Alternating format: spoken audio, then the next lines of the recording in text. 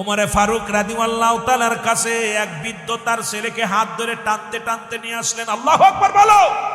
হাত ধরে টানতে টানতে আইনে বলে, হুজুর আমিনুল মুমিনিন, আমি আমার ছেলের বিচার চাই। খুব খেয়াল, কার বিচার? আমার ছেলের বিচার চাই। আল্লাহু আকবার বলো। ছেলের বিচার কে চায়? আরো জোরে বলেন, কে চায়? আব্বা। কে চায়? আব্বা। যিনি বাবা হয়, কেমন সন্তান কেমন বাবা। আমিনুল মুমিনিন, আমার ছেলের বিচার করা লাগবে। খলিফা হযরত উমরে ফারুক বলে, বাবা তুমি কি আসলে প্রকৃত তোমার ছেলের আব্বা হও? হুজুর আপনার কি বিশ্বাস হয় না? বলে, তুমি ছেলের জন্য আমার কাছে বিচারের জন্য আসছো? কয়, হুজুর আমি আমার ছেলের জন্য বিচার চাই। ছেলের দিকে তাকায়া খলিফা হযরত উমরে ফারুক ডাক দে বলে, বাবা উনি কি তোমার বাবা হয়? জি বলে, আমার জন্মদাতা বাবা। আল্লাহু আকবার। আর একটু জোরে বলো, আল্লাহু আকবার। ডাক দে বলে, হুজুর উনি আমার আব্বা হয়। দেখছেন, আগে খলিফা হযরত উমরে ফারুক জেনে নিলেন ভালো করে, তোমার আব্বা হয়নি আর তোমার ছেলে হয়নি। কয়, জি হুজুর আম্মা বাপ বেটা। বলে, বাবা তোমার জন্য বিচারের জন্য আমার দরবারে আনছে, আর আমি খলিফা হযরত উমরে ফারুক ন্যায় বিচার করি। কোন রকম কোন ছাড় হবে না, যার অন্যায় হবে। অন্যায় করলেই বিপদ। বাপের যদি অন্যায় হয় বাপের কতল, ছেলের যদি অন্যায় হয় ছেলেও কতল। এমন বিচার করব। বাবা বলো। খলিফা হযরত উমরে ফারুক ডাক দে কয়, বিদ্যারে তুমি মুরব্বী মানুষ, তুমি তোমার ছেলের বিরুদ্ধে কি অভিযোগ? তাড়াতাড়ি বলো তোমার অভিযোগগুলো কি? কয়, হুজুর এক নাম্বারে হলো, আমার এক নাম্বার বিচার, আমার ছেলে মাদক সেবন করে। কি করে? মাদক খায়, গাঁজা মদ ইয়াবা এগুলো মাদক সেবন করে। খলিফা হযরত উমরে ফারুকের চোখ দুটি বড় লাল হয়ে গেছে। ডাক দেখো, যুবক এটা তো হারাম, তুমি এটা ভক্ষণ করো। বলে, হুজুর আগে জানতাম না, এখন জানলাম। দুই নাম্বার বিচার। কয়, হুজুর দুই নাম্বার, আমার ছেলে মানুষ হত্যা করছে। কয়, মানুষ হত্যা মহাপাপ, তুমি মানুষ হত্যা করেছো? বলে, জি হুজুর। কয়, মানুষ হত্যার বদলে তোমাকে হত্যা করা হবে। হুজুর আমি মেনে নিলাম, আপনি ন্যায় বিচারক, যা বিচার করবেন আমি মেনে নিলাম। তিন নাম্বার হলো, আমার ছেলে জিনাকারী। আল্লাহু আকবার বলো। তিন নাম্বার হলো কি? জিনাকারী। আমার যুবকরা শুনে নিবা, মুখস্থ করবা, লিখে নিবা, কাজে লাগবে। কয়, হুজুর তিনটা অপরাধ, গুরুতর অপরাধ। উমরে ফারুক রাদিয়াল্লাহু তাআলা এখন ক্ষিপ্ত হয়ে গেলেন, ঘাম ঝরতে লাগলেন গা দিয়ে। ডাকতে বলে, উজির তরবারি নিয়ে আসো, কারণ এই ছেলের বিচার হবে। যেহেতু সে জিনা করেছে, জিনার শাস্তির বিধান কি সে জানে না? সে কি মানুষ হত্যা করেছে, এই বিধান কি সে জানে না? খলিফা হযরত উমরে ফারুক ডাক দে কয়, যুবক তুমি যে জিনা করেছো, তুমি কি জিনার শাস্তির বিধান জানো? কয়, হুজুর না। ডাকতে বলে, শোনো, যদি কোন যুবক কোন যুবতী, অবিবাহিত নারী অবিবাহিত পুরুষ যদি জিনা করে, ভালো করে লিখে নেন, যদি কোন অবিবাহিত নারী অবিবাহিত পুরুষ যদি জিনা করে, শাস্তির বিধান হলো তার গায়ে 100 ডুরা মারতে হবে। 2-4টে মারা পর যেন মারা যায়। এরে আস্তে আস্তে করে সোয়াইলে চলবে না। আজকে জিনা করে ছেলের পক্ষে বাবা উকলাতি করে। আরে কপাল পোড়া বাপ, এর জিনাকারী সন্তানকে দুনিয়া থেকে পোড়ায়া শেষ করে দে। জিনাকারী মেয়ের দুনিয়া থেকে বিদায় করে দে, ওই সন্তানের জন্য জাহান্নামে যাবি। মুসলমান শুনে নাও, আজকে আমার দেশে এমনই কপাল খারাপ, এমনই বদনসিব, ওই জিনাকারী সন্তানের পক্ষে আদালতে বাপে ওঠে, মা ওঠে, জিনাকারী ছেলে মেয়ের পক্ষে রায় নেয়। আরে কপাল বড় মন্দ, বড় কষ্ট হয়। ওই সন্তানকে ত্যায্য করে দে, তারে দুনিয়া থেকে বিদায় করে দে। যখন যদি কোন যুবক যুবতী, অবিবাহিত নারী অবিবাহিত পুরুষ জিনা করে, এই জিনার শাস্তির বিধান হলো 100 ডুরা মারতে হবে। যদি কয়েকটা মারা পর যদি মারা যায়, বাকিটা তারে গোসল করাতে হবে, কাফন পরাতে হবে, দাফন করাতে হবে। দাফন করায়া কবর উপর দিয়ে মারতে হবে। কারণ তবু এই জিনার শাস্তির বিধান, এটা মাপ চাইলে হবে না, এটা মাপ চাইলে হবে না। মুসলমান শুনে নাও, এটা গেল মুসলমান অবিবাহিত পুরুষ অবিবাহিত নারীর জন্য। বিবাহিত পুরুষের জন্য শুনে নাও, আজকে কত চাঁদপুরের জমিনে, কুমিল্লার জমিনে এর বউ নিয়ে যায়, ওর বউ নিয়ে যায়। ভালো করে শুনে নাও, শাস্তির বিধান শুনে নাও। যদি কোনো বিবাহিত নারী পুরুষ যদি জিনা করে, শাস্তির বিধান হলো এই দুনিয়ার মধ্যে তাকে এই নাম মাটি খুঁড়ে এই বুক পর্যন্ত মাটির নিচেই পুঁততে হবে, কঙ্কার মারতে হবে, পাথর ছুঁড়ে মারতে হবে, যতক্ষণ পর্যন্ত মৃত্যুবরণ না করে ততক্ষণ পর্যন্ত তারে মারা বন্ধ করা যাবে না। নিশ্চিত যখন মারা যাবে, এইবার দেখছেন আপনি মারা গেছে, মারা গেলে এবার মাটি খুঁড়ে তার উঠাইবেন, উঠায়া তারে কোনো গোসল দিতে পারবেন না, তার কোনো কাফন নাই, তার কোনো দাফন নাই, দিবালয়ে কুকুর শিয়াল দিয়ে লাশটা খাওয়ায় দিতে হবে। কারণ কোনো বিবাহিত নারীর জানাজা পড়া যাবে না, বিবাহিত নারীর কোনো গোসল হবে না, বিবাহিত নারী পুরুষের কোনো জানাজা হবে না। একটা বিচার যদি এই কুমিল্লার জমিনে হতো, জীবনেও কেউ নিয়ে যেত না, একজনের বউ আর একজন নিয়ে যেত না, একজনের শালীও বিবাহিত বউ নিয়ে টানাটানি করতো না। কারণ আজকে আমার দেশে বিচার নাই, বিচার করতেই হবে, যেহেতু বাংলাদেশ মুসলিম রাষ্ট্র, মুসলিম দেশ, এই দেশে কোরআনের আইন যদি চালু হয় অবশ্যই এই বিচারগুলো অবশ্যই হবে। কোন জিনাকারী পুরুষ, জিনাকারী নারী, জিনাকারী বিবাহিত নারী পুরুষকে কোনো দাফন দেওয়া যাবে না, কাফন দেওয়া যাবে না। এটা হলো ইসলামের বিধান। জোরে জোরে চিল্লায় বল আল্লাহু আকবার। ভালো করে শুনেন, যারা বিয়ে করছেন, খোদার কসম যারা বিয়ে করেছেন, স্বামী আছে, স্ত্রী আছে, এরপর অন্য মহিলা অন্য পুরুষের সঙ্গে জিনা করে ফেলেছেন, রব্বে কারিমের দরবারে ক্ষমা চাইলে কাজ হইতো না, হয়তো মাফ করলে করতে পারে আল্লাহ, তবে শরিয়াতের বিচার হলো তাকে দুনিয়া থেকে চির বিদায় করে দিতে হবে, কিন্তু তার কাফন হবে না, তার দাফন হবে না, তার জানাজা পড়া যাবে না। শুধু বিবাহিত হওয়ার কারণে আজকে আমার দেশে অসংখ্য বিবাহিত নারী, বিবাহিত পুরুষ, এর বউ নিয়ে যাচ্ছে, ওর বউ নিয়ে যাচ্ছে, এর বউর সাথে ওর ওর বউর সাথে ধরা পড়তেছে, পিরাই নেট দেখলে দেখা যায় ওরে বান্ধে থইছে, ওর ঘরে গেছে, স্বামী বিদেশে প্রবাসী, অন্য পুরুষের সঙ্গে তারা লিপ্ত হয়ে গেছে অন্যায় কাজে। এই খোদার কসম, এদেরকে চিরবিদায় করে দাও। ইসলামের বিধান হলো তাদের জীবিত রাখা কোনো বৈধ নাই, তাদের জেল নাই, জরিমানা নাই, তাদের শাস্তি একটাই হলো তাদের মৃত্যুদণ্ড, আর মৃত্যুর পরে তাদের কুত্তা শিয়াল দিয়ে লাশ খাওয়াতে হবে। জোরে বলো আল্লাহু আকবার। একটা বিচার যদি হতো বাংলাদেশে, আমার যুব সমাজ তীরের মতো সোজা হয়ে যেত, আমার বাজানেরা তীরের মতো। আপনার বউ ল্যাংটা হয়ে রাস্তা দিয়ে হাঁটবে, কেউ তাকাবে না। এমনি একটা সুন্দরী নারী কাপড় ছাড়া যাবে, তারা তাকাবে না। যেমন আপনার ওই আফ্রিকার জঙ্গলে কিছু আছে নারীরা, আফ্রিকার মানুষ, আমরা শুনেছি তারা ল্যাংটা হয়ে চলে, তাদের দিক তাকালেই তীর মেরে দেয়, গুলি করে মেরে ফেলে, তাদের দিকে তাকালেই মেরে ফেলে। সুতরাং এইরকম অনেক জঙ্গলে আছে উলঙ্গ হয়ে হাঁটে, তাদের দিক কেউ তাকায়, তাকানোর সঙ্গে সঙ্গে তাদেরকে মেরে ফেলে। ঠিক এই বিধান আপনি এমনিতে যান, এই বিধান যদি থাকতো, আল্লাহর কসম, রাতের অন্ধকারে একটা নারী চলে যাবে, কেউ তার পিছে দাঁড়াবে না, কেউ তার দিক তাকাবে না। নারী রাতের অন্ধকারে সুন্দরী নারী তার একা একা চলবে, কেউ বাধা দিবে না, কেউ তাকে ডিস্টার্ব করবে না। কারণ এই বিচার তো নাই আমার দেশে। বাপ কত বড় বেলজ্জাতে বাবা, বেলজ্জাতে বাপ মা, ওই জিনাখোর, মদখোর, নারীখোর, ঘুষখোর, তার পক্ষ নিয়ে আদালত উঠে। লজ্জা যদি থাকতো, ওই ছেলে মেয়ের কারণে ও জাহান্নামী, ও কি জানে একবার? আমার ভাইয়েরা, আমার বন্ধুরা, আমার কষ্ট পাচ্ছেন আপনারা? কষ্ট পাচ্ছেন? বাজান রে, এত কষ্ট করে আইলাম, দুইটা কথা বলে যাই। যদি একটা মানুষ হিদায়াতের মধ্যে আসে, একটা মানুষ যদি ছেড়ে দেয়, আমার রব্বে কারীমের দরবারে আমি জবাব দিতে পারবো, আল্লাহ অমুক গ্রামে গেছিলাম, কোথায় মাটিহারা দিঘির পার গেছিলাম, জামে মসজিদের উদ্যোগে মাহফিলে দুইটা কথা বলেছিলাম। একটা মানুষ, আমার ভাইয়ের এত কষ্ট করে প্রোগ্রাম সাজাইছে, এই কথাগুলো বলার পর একটা মানুষ হেদায়েতের মধ্যে আসছে, তাহলে মাহফিলটাও সার্থক। আমিও আল্লাহর দরবারে কিছু জবাব দিই নাই, আমার আল্লাহ আমার জিব্বা কাটবে, অধিকাংশ আলেমের জিব্বা কাটবে। কারণ 3 শ্রেণী আলেম জাহান্নামে যাবে। তার মধ্যে এক নাম্বার হলো এলেম অর্জন করছে মানুষকে ঘায়েল করার জন্য। দেখবেন তার এলেম চর্চাই হলো অন্য আলেমের ভুল ধরার জন্য, খালি চিন্তা থাকবে কারে ধরবো, পরাজয় করার জন্য।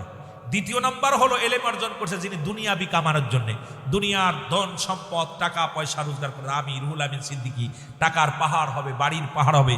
3 নাম্বার এলেম, যে ব্যক্তি এলেম অর্জন করছে দুনিয়ার মধ্যে নাম যশ খ্যাতি অর্জন করার জন্য, যে আমার মতো মুক্তি আর পৃথিবীর মধ্যে কেউ নেই, আমার মতো রুহুল আমিন আর কেউ নাই। এই 3 শ্রেণী আলেমদেরকে বেইজ্জতি করা হবে, এত লাঞ্ছনা করা হবে, এত কঠিন আযাবের মধ্যে ফেলা হবে, কারণ 3 শ্রেণী আলেমই জাহান্নামে যাবে। আজকে আমার দেশে দেখতেছি এই 3 শ্রেণী আলেমই বেশি। কেউ আসি দুনিয়া কামানোর জন্য, কেউ আসি নামজাজ ক্ষতি কামার জন্য, কেউ এলেম অর্জন করতেছি আমরা বর্তমান, কারে ঘায়েল করা যায় যে আমি ঘায়েল করব, খালি ধরার জন্য বসে আছি। এগুলো বন্ধ করো, ইবাদত আল্লাহকে রাজি খুশি করার জন্য। আমার এলেম চর্চা হবে রব্বে কারীমকে পাওয়ার জন্য। জোরে বলেন ঠিক কিনা, আরো জোরে বলেন ঠিক কিনা। মুহাব্বতের সঙ্গে দুরূদ শরীফ পড়েন, আল্লাহুম্মা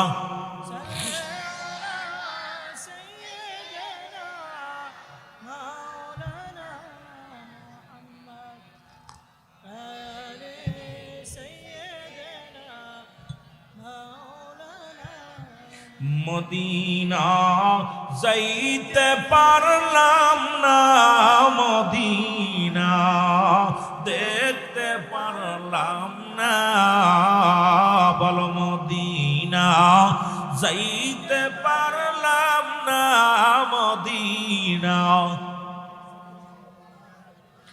আমি অসহায় তাই এত দূরে রই, বলো অসহায় তাই এত দূরে রই, দূর থেকে সালাম জানাই, বলো দূর থেকে সালাম জানাই, মদিনা যাইতে পারলাম না, মদিনা দেখতে পারলাম না, বলো মদিনা যাইতে পারলাম না, মদিনা দেখতে পারলাম।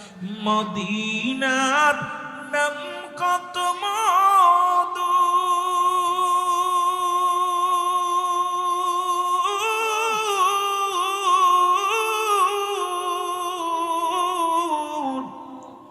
মদিনা আর যে কত দূর,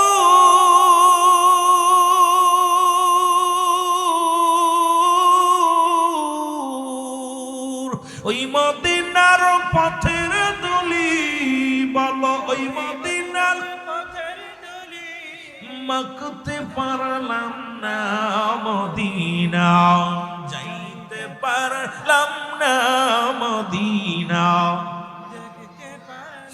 আরো জোরে জোরে বলেন, মদিনা যাইতে পারলাম না, মদিনা। আমি অসহায় তাই এত দূরে রই, বলো অসহায় তাই দূর থেকে সালাম জানাই, বলো দূর থেকে সালাম জানাই, মদিনা মদিনা দেখতে পারলাম না, মদিনা যাইতে পারলাম না, মদিনা মদিনার নাম কত সুন্দর,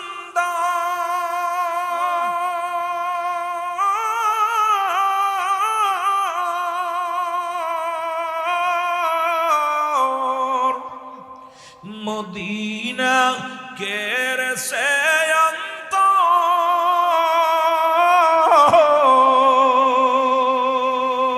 এই গরিব দুঃখীর সালাম খানি, গরিব দুঃখীর পৌঁছাই দিও মদিনায়, বলো পৌঁছাই দিও মদিনা যাইতে পারলাম না, মদিনা দেখতে পারলাম না। এ যুবক বন্ধুরা শুনে নাও, হযরত উমর ফারুক রাদিয়াল্লাহু তাআলা ডাক দে বলে, যুবক রে, ও যুবক, তুমি এত বড় অপরাধ করেছো, মৃত্যুদণ্ড তোমার জন্য নির্ধারিত, প্রস্তুতি হও, তোমার মৃত্যু হবে। এর যুবক ডাকতে বলে, আমিনুল মুমিনিন,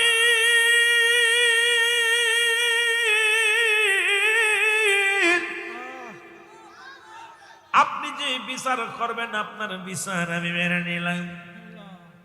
আপনি ন্যায় পরায়ণ বাদশা, আমি জানি আপনি অন্যায় বিচার করেন না, সঠিক বিচার করেছেন, আমি আপনার বিচার মেনে নিলাম।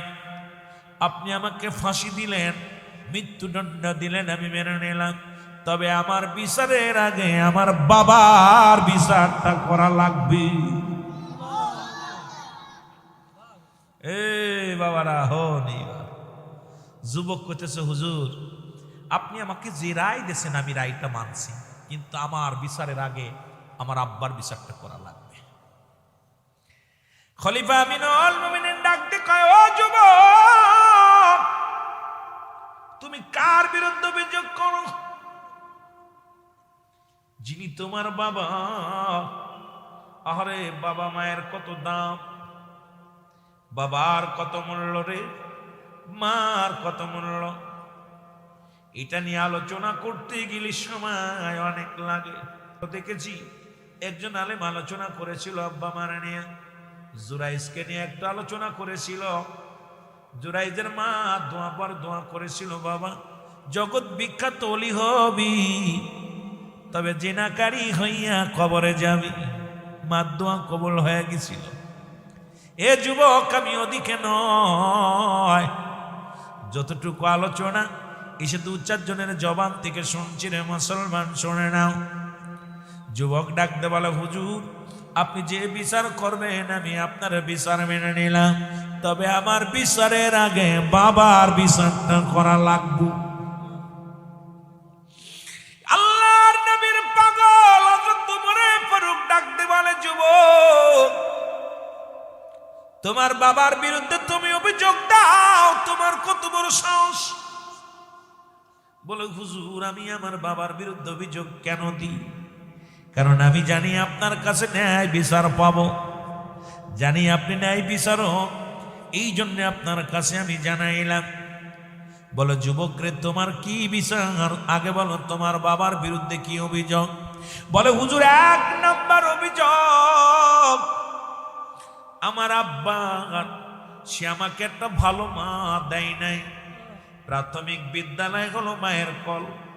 আমি এমন একটা মার গর্ভে আমি জন্ম নিয়েছি, যে মা হলো দাউস, যে মা অন্য পুরুষের সঙ্গে মেলামেশা করে, যে মা বাজারে ঘাট করে পুরুষের মধ্যে যাইয়া, যে মা ইসলামের বিধান মানে না।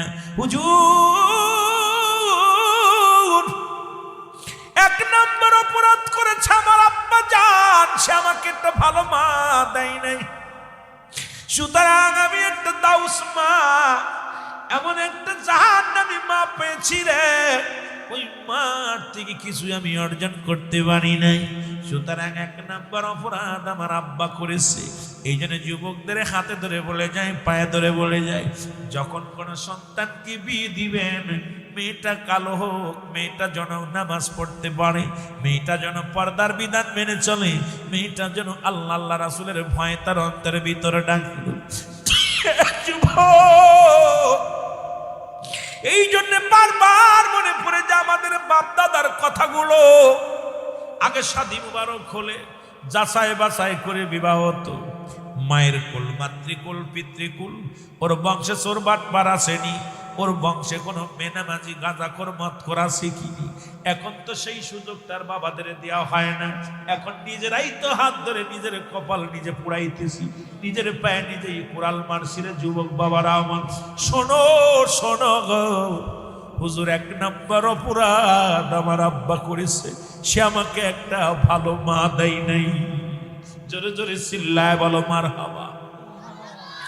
আমি যুবকদের হাতে ধরে বলে যাই, একজন রিক্সা চালকের মেয়ে বিয়ে কর, ভ্যান চালকের মেয়ে বিয়ে কর, একজন মুসলমান ওই হালাল খোর বান্দে বিয়ে কর, ইমানদার বান্দে বিয়ে কর। এ যুবক, যার ভিতর থেকে কিছু আশা করা যায়, যার ভিতর থেকে কিছু ভালো আসবে যুবক। আরে ধলা চামড়ার পাগল হোস না, সুন্দরী চামড়ার পাগল হোস না, কারণ এই জাতি তোরে শেষ করে দিবে, জাহান্নামের ভিতরে নিয়ে যাবে। এই দুনিয়া কদিনের জন্য কাটাইবি রে বাবা? 50 বছর 40 বছরের জিন্দেগি তোর কদিনের জন্য শেষ হয়ে যাবে। রব্বে কারিম তো নিজেই বলে, কুল্লু মান আলাইহা ফান। আল্লাহ কয়, বান্দারে এই জমিনটা আমি চূর্ণ বিচূর্ণ করে দেব,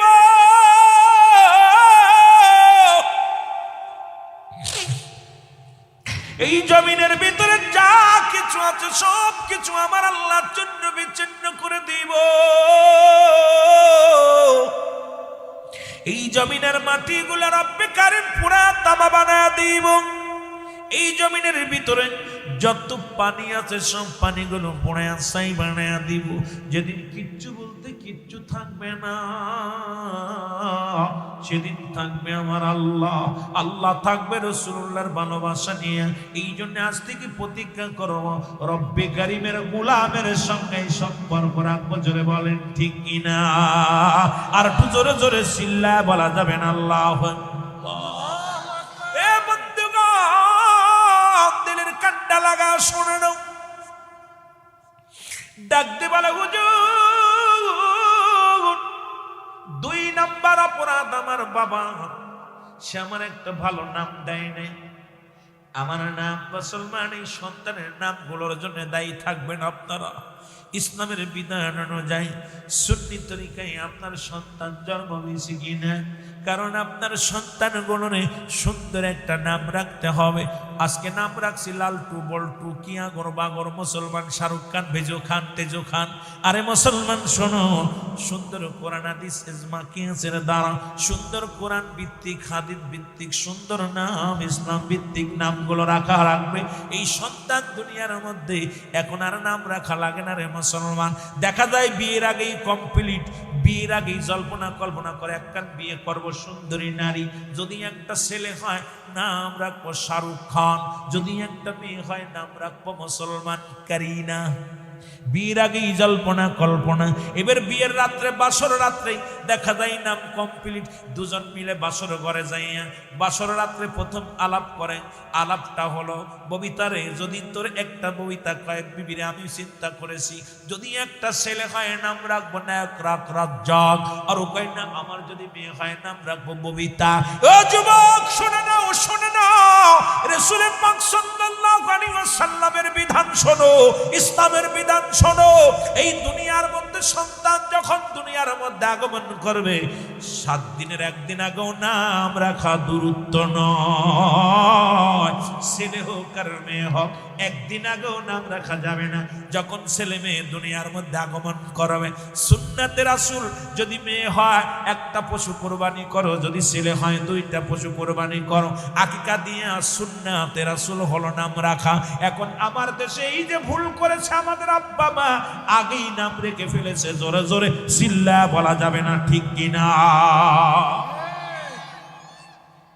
7 দিন দুনিয়ায় জন্ম নেওয়ার পর 7 দিনের একদিন আগেও নাম রাখা দূরত্ব নাই।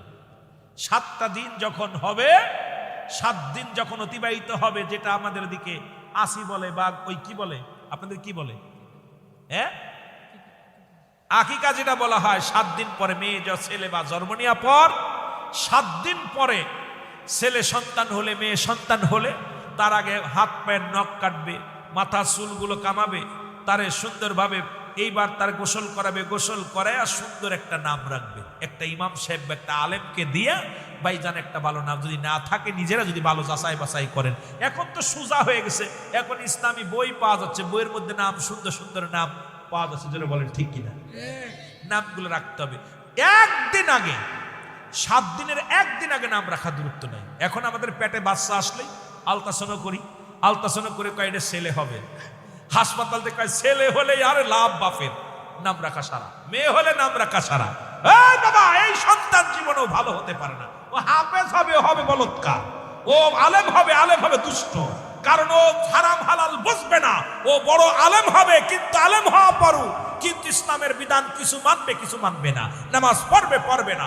অসংখ্য আলেম আছে এই রকম, ইসলামের কিছু বিধান মানবে, কিছু মানবে না, কারণ ওর জন্মের ভিতরে বাদল ছিল। যেটা বলেন ঠিক কিনা?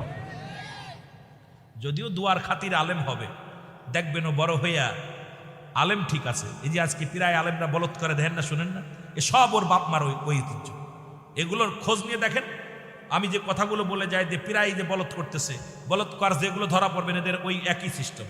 কারণ তার আব্বা মা দাদা দাদির দোয়া ছিল, হয়তো সেই দোয়ারও শিলায় আল্লাহ পাক তারা আলেম বানাইছে। কিন্তু ওই কুকর্ম, যে কুকর্মের একটা ভাব, কারণ ওই বংশগত যে পাপ করবে এর মধ্যে আসবেই। এই জন্য আমাদের সমাজে আজকে অধিকাংশ এই ভুলটা করতেছে। সুন্নাতে রাসূল, সুন্নাতে রাসূল আমার বাবারা একদিন আগেও নাম রাখা দূরত্ব নেই। আমরা যারা ভুল করেছি তওবা করে নিব, আল্লাহ আমাদের আব্বা মা ভুল করেছে, আব্বা মাও মাফ করে আল্লাহর কাছে মাফ চাবেন যে আল্লাহ আমরা তাকে বুঝতে পারি নাই, ওয়াজ তো শুনতে পারি নাই, যেটা না করে রাখা যাবে না, রাইখা ফেলাইছে, আল্লাহ আমাদের মাফ করো। আল্লাহ তো মাফ করেন ওয়ালা, আল্লাহ মাফ করলে আমার আপনার কিছু আসে যায়? জোরে বলেন। আরে রব্বে কারিম তো দয়ার সাগর, রব্বে কারিমের দরবারে বান্দা যখন হাত উঠায় কান্দে আল্লাহ তো মাফ করে। আল্লাহ তো এমন দয়ালু, আর আল্লাহ তো মাফ না করে বাঁচার কোনো পথ, আমার বাঁচার কোনো পথ নাই, কারণ সে জব্বার, গফুর, রহিম, রহমান, যে কুদরতি নাম, সেই নামের ওসিলায় রহিম রহমানের নামের খাতিরে যদি আল্লাহ মাফ করে তাহলে আপনার আমার জীবন ধন্য। জোরে বলেন না মারহাবা। আমার ভাইয়েরা, আমার বন্ধুরা, আমার বলো হুজুর 3 নাম্বার অপরাধ আমার বাবার, এ তো গেল 2 নাম্বার। 3 নাম্বার অপরাধ, সে আমাকে কোনো কোরআনের জ্ঞান শিক্ষা দেয় নাই, কারণ হারাম হালাল বুঝবো কেমন করে। এই জন্য আমি আপনাদেরকে পায়ে ধরে বলে যাব, যখন সন্তান দুনিয়ার মধ্যে আসবে আল্লাহর রাস্তে ফুরকানি মাদ্রাসায় দিয়া, যদি হেফজখানায় বা আলিয়া মাদ্রাসায় নাও দেন, দয়া করে ফুরকানি মাদ্রাসায় দিয়া, ওই মসজিদ ভিত্তিক যত মাদ্রাসা আছে দিয়া তাকে নিম্ন আকারে 20টে 10টা 20টে সূরা শিখাবেন, জানা নামাজটা শিখাবেন, হালাল হারাম বুঝাবেন, কিছু হাদিস শিক্ষা দিবেন। এরপরে সে এসপি হোক, ডিসি হোক, মন্ত্রী হোক, মিনিস্টার হোক, কারণ সে হারাম হালাল যখন বুঝবে, কারণ আপনারা ধরা পড়ে যাব, আমি ধরা পড়ে যাব। কারণ আজকে ছেলে MA পাস, ছেলে BA পাস, ছেলে MBBA পাস, বড় ডক্টর ইঞ্জিনিয়ার হচ্ছে, কিন্তু ছেলে কোরআন শরীফ পড়তে পারে না, কোরআনের আয়াত জানে না, জানা নামাজ জানে না। এমন সন্তান দুনিয়ার মধ্যে রেখে কোনো লাভ নাই। ওই যে রব্বে কারিমের দরবারে দোয়া করার মতো ক্ষমতা যার নাই, এমন ছেলে রাখার না রাখা সমান কথা। 3টা জিনিস কাজে লাগবে। নাম্বার 1 হলো নেক আমল, নাম্বার 2 হলো সদকায়ে জারিয়া, নাম্বার 3 হলো নেককার সন্তান। আজকে এসপিডিসি মন্ত্রী রেখে গেছেন, কিন্তু হাত উঠায় দোয়া করার মতো ক্ষমতা আল্লাহ তাদের দেয় নাই। রব্বির রহমহুমা কামা রব্বায়ানি সগীরা। বলে হুজুর আমার আব্বা 3য় নাম্বার বিপদ, 3য় নাম্বার অপরাধ, আমার আব্বা মা আমাকে ইসলামের জ্ঞান শিক্ষা দেয় নাই। ইসলামের জ্ঞান শিক্ষা দেয় নাই, যে কোনটা হারাম, কোনটা জায়েজ, কোনটা না জায়েজ, এটা বুঝার যেহেতু আমাকে ক্ষমতা দিই নেই। হুজুর হুজুর সুতরাং আমার আব্বা মা যে অপরাধ করেছে, এই অপরাধের জন্য আমি দায়ী না, আমার আব্বা মা দায়ী। আগে তাদের বিচার করেন। এই জন্য আমি, আপনারা যারা আসছেন, এই যে সন্ধ্যার সময় আমার হাফেজের ছাত্র হেফজখানা সাথে বসে আছে, আরে এই পাখিগুলো প্রত্যেকটা পাখির মধ্যে কোরআন, এর একটা হরফ পড়লে 10টা নেকি, একটা হরফ পড়লে কয়টা নেকি? 10টা নেকি। পৃথিবীর এমন কোন কিতাব নাই যে কিতাব পড়লে সব আছে, কিন্তু একমাত্র আল কোরআন, যার প্রতিটা হরফে হরফে নেকি। সুতরাং আপনার ছেলে পুলিশ, দারোগা, MP, মন্ত্রী, ডাক্তার, ইঞ্জিনিয়ার, শিক্ষক, যা হয় তাই হতে পারবে, কিন্তু বিনিময় কি? আপনি ইসলামের জ্ঞান শিক্ষা দিচ্ছেন। আর এই শিক্ষায় যখন আপনার সন্তান শিখেছে, তখনই আপনি কবরে শুয়ে সওয়াব পাবেন। মারহাবা বলেন না? আর একটু জোরে বলেন মারহাবা। বলো হুজুর 3 নাম্বার অপরাধ আমার আব্বা,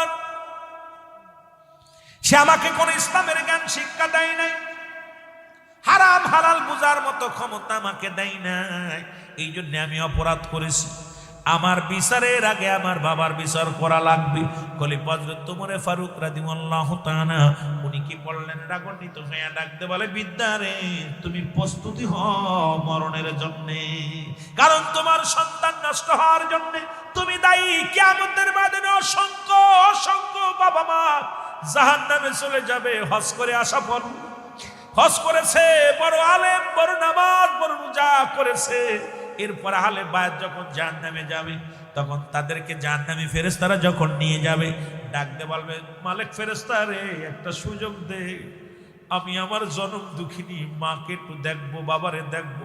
বাবা মায়ের সামনে যখন আনা হবে, তখন বাবার বুকের মধ্যে লাথি মারবে, জোরালু পা দিয়ে লাথি মারবে, মার বুকের মধ্যে লাথি মারবে সন্তান। ডাকতে বল, বাবা আমি তোমার ছেলে ছিলাম, তোমার মেয়ে ছিলাম, যখন আমি বেপরদায় চলাফেরা করতাম তুমি আমাকে শাসন করতে পারতে, তুমি আমাকে ত্যায্য করে দিতে পারতে, কিন্তু আদরের মেয়ে বলে কোনোদিন আমার শাসন করো নাই। জীবনে কোনোদিন নামাজ পড়ার জন্য তাগিদ দাও নাই।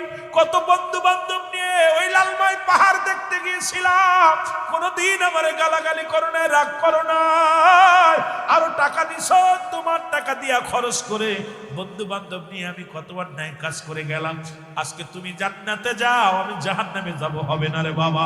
বাবার বুকের মধ্যে লাথি মারবে মেয়ে এসে, বাবারে মুসলমান শোনে না, ওরা বিকারী ডাকতে বলবে মালিক ফেরেশতা বাবা মেয়ে দুজনকেই জাহান্নামে দিয়ে দাও। কারণ এই মেয়ে নষ্ট হওয়ার পিছনে সম্পূর্ণ দায়ী ছিল বাবা। ছেলে লাথি মারবে বাবার বুকের ভিতরে, ডাকতে বলবে আমার আব্বা আমি এক বাবার এক ছেলে ছিলাম, জীবনে কোনোদিন তুমি আমাকে শাসন করো না, কোনোদিন নামাজের জন্য আমার তাগিদ দেও নাই। তুমি মসজিদের তাসবিহ পড়তে পড়তে একা একা চলে গেল মসজিদে, কিন্তু তুমি কি আমার বিছনা থেকে ডেকে উঠাইতে পারতে না? বাবা গো আমি ঘুমাইছিলাম ঠান্ডার দিনে, তুমি তো কোনোদিন আমারে রাগ করো নাই, কোনোদিন তো নামাজ না পড়লে খাবার বন্ধ করে দাও নাই। বাবা আমি হারাম কান্নাই কাজ করলে আমাকে বাধা দাও নাই। এরা জোরে বলো মারহাবা। এক নাম্বার হলো সতীত্বর আমানতদারি। আজকে আমার দেশে কয়টা নারী আছে? খালাতো ভাই, মামাতো ভাই, ফুফাতো ভাই, সর্বনাশের মূল। এ মুসলমান, মামাতো ভাইয়ের চেহারা দেখা হারাম, খালাতো ভাইয়ের চেহারা দেখা হারাম, ফুফাতো ভাইয়ের চেহারা দেখা হারাম। এ কুমিল্লার বাবারা শুনে নাও, শুনে নাও, এগুলো হারামকে হালাল বলার একটার কারণ নেই দুনিয়ার মধ্যে, শুনে নাও। এই জন্য এক নাম্বার হলো সতীত্বর আমানতদারি। জোরে বলা যাবে না মারহাবা। কষ্ট হচ্ছে আপনাদের? আওয়াজ দিয়ে বলেন, কারণ ওয়াজের সময় লোকজন যুবকরা আইলে একটু আলোচনা করা যায়। এখন কাদের শোনাইবো? মহব্বতে। এক নাম্বার হলো, এক নাম্বার বলতেছিলাম সতীত্বর আমানতদারি। দুই নাম্বার হলো পর্দাশীলতা নারী। মারহাবা বলো, আরো জোরে বলো, আরো জোরে বলো, আল্লাহু আকবার। দুই নাম্বার হলো মুসলমান পর্দাশীলতা নারী। আজকে আলেমের বাড়ি পর্দা নাই, মৌলবীর বাড়ি পর্দা নাই, ইমামের বাড়ি পর্দা নাই। আপনাদের কথা বাদ দিই, যারা ইসলামের রাহবার, ইসলামের দ্বারক বাহক, আজকে আমাদের বাড়ি যদি পর্দা না থাকে, অন্যরে কেমনে বুঝাইব, অন্যরে কেমনে আমি ওয়াজ করব? আজকে দেখবেন বাড়ি করবেন, একটা বাড়ি ইসলামের বিধান নাই, পর্দা নাই। নামাজ যেমন ফরজ, পর্দাও তেমনি ফরজ। আজকে পর্দা নাই যে দেশের মুসলমান, যে দেশের আমাদের রাহবার, যারা আমাদের মুসলমান, এ মুসলমান যারা মেম্বার, এ যুবক বন্ধুরা শুনে নাও, এরাই তো পর্দার বিধান মানে না। আমরা কেমনে কোন দেশের মধ্যে বাস করি রে যুবক? আজকে সারা পৃথিবীর মধ্যে পাপের রাজ্যে বাস করতেছি। জোরে জোরে চিল্লায় বলো মারহাবা। আর একটু জোরে জোরে চিল্লায় বলো আল্লাহু আকবার। দুই নাম্বার হলো বলতেছিলাম, দুই নাম্বার ভালো করে লিখে নিবা। দুই নাম্বার হলো পর্দাশীলতা নারী। তিন নাম্বার হলো আমলদারি নারী। এখন আমল চলে গেছে খালি অনলাইনে গেম আর অনলাইন বাজারে। ছোট্ট ছোট্ট মেয়েদের, ছোট্ট ছোট ছেলেদের হাতে মোবাইল ফোন, আর এটার মধ্যে এত নোংরা বেফানা ছবি আছে। যদি কোনো পীর সাহেব যদি বলে আমি ল্যাংটা মেয়ে দেখি নাই, আমি কই এক নাম্বার বাটপার, এক নাম্বার গুন্ডা, ওইটা চোর। কারণ এই মোবাইলের ভিতরে ল্যাংটা ছবি নাই, এটা আমি বিশ্বাস করি না। জোরে জোরে চিল্লায় বলেন ঠিক কি না? এই চোখের জিনা থেকে বাঁচবি কেমনে? ওয়াস্ত দেওয়ার জন্য আনছেন, কারণ আমি যুবক মানুষ, আর আমিরুল আমিন সিদ্দিকী বাস্তবতা নিয়ে কথা বলি বেশি। এই জন্য অনেক জায়গা যুবকরা, আমার যুবক বাজানদের, একটা যুবক যদি বাঁচে, যদি একটা যুবক আমলের মধ্যে আসে, তাহলে আমিরুল আমিনের জীবনটা ধন্য, মাহফিলটা ধন্য। আর যদি খালি মাহফিল দিলাম, আইলাম আর গেলাম আর খাইলাম, ওই ওয়াদের পক্ষে আমিও না। আপনারা কি আসেন না আসেন জানি না। কারণ হলো এমন একটা পাপের রাজ্য। আমি বলি এখন এগুলো বন্ধ করো। পীর সাহেবের হুজুর, হুজুর আমি হুজুর মানুষ, মোবাইল টিপতেছি, ভালো একটা ছবি চলে এসেছে। চোখের জিনা এক নাম্বারে। কিসের জিনা? এরা জোরে বলেন, কিসের জিনা? চোখের জিনা। এখন মুসলমান, এইটা আগেই বলছি, দাজ্জালের একটা খালাতো ভাই। এই দাজ্জাল পৃথিবীর মধ্যে আসবে, 10টা আলামত হবে, মোট 70টা আলামত হবে। 70টা আলামতের অধিকাংশ আলামতই হয়ে গেছে, এখন বাকি কিছু আছে, যা কিছু আছে আমাদের ভিতরে শুরু হয়ে গেছে। সুতরাং শোনো শোনো, 3 নাম্বার হলো আমলদারি নারী। আজকে আমার যুগের আমলদারি নারীগুলো খুব কম পাওয়া যায়। জোরে বলেন মারহাবা। শুধু নারী নয়, আমার মসজিদের ইমাম সাহেব যিনি আছেন আর জিগাইবেন, আপনারা মুরব্বী যারা আছেন, আমরা ছোট্টবেলা দেখেছি ফজরের নামাজ বাদে মুরব্বীরা বসে বসে কোরআন শরীফ কত কষ্ট করে আয়াত পাঠ করেছে, যদিও সহি হয় নাই তবুও বসে বসে তারা তেলাওয়াত করেছে। এক পারা আধা পারা, এক সাফা দুই সাফা করে তেলাওয়াত করে তারপরে কাজে বাইর হয়ে গেছে। আর এখন মুসলমান ফজরের নামাজে তো যায় না, নামাজ পড়া তো দূরের কথা, জোরে বলেন ঠিক কিনা? তেলাওয়াত তো দূরের কথা, কারণ যখন এক নাম্বার রহমত উঠে যাবে দেশের পর থেকে, যেদিন কোরআনের তালিম বন্ধ হয়ে যাবে, যে মহল্লার মধ্যে কোরআনের তালিম বন্ধ হয়ে যাবে, ইবাদতের তালিম বন্ধ হয়ে যাবে, পর্দার বিধান বন্ধ হয়ে যাবে, ওই সমাজের মধ্যে ঘুষের রেওয়াজ বেশি বেশি হবে, সুদ বেড়ে যাবে, ঘুষ বেড়ে যাবে, জিনা বেড়ে যাবে, ব্যভিচার বেড়ে যাবে, অন্যায় বেড়ে যাবে, জুলুম বেড়ে যাবে। আজকে গোটা বাংলাদেশের মধ্যে পাপ আর পাপ, পাপ আর পাপ।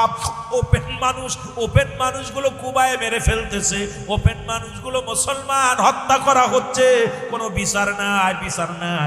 রাত্রে মুসলমান এমন বিচারক, আমার দেশের এমন রাজনীতি দল, এমন অবস্থা চলতেছে, রাতের মধ্যে মুসলমান আদালত বসায়া মানুষের রায় দিয়ে তারের সারাই দিয়া মুসলমান অপরাধীকে সারাদি ছেড়ে দিচ্ছে। এই তো হলো আমার দেশের অবস্থা।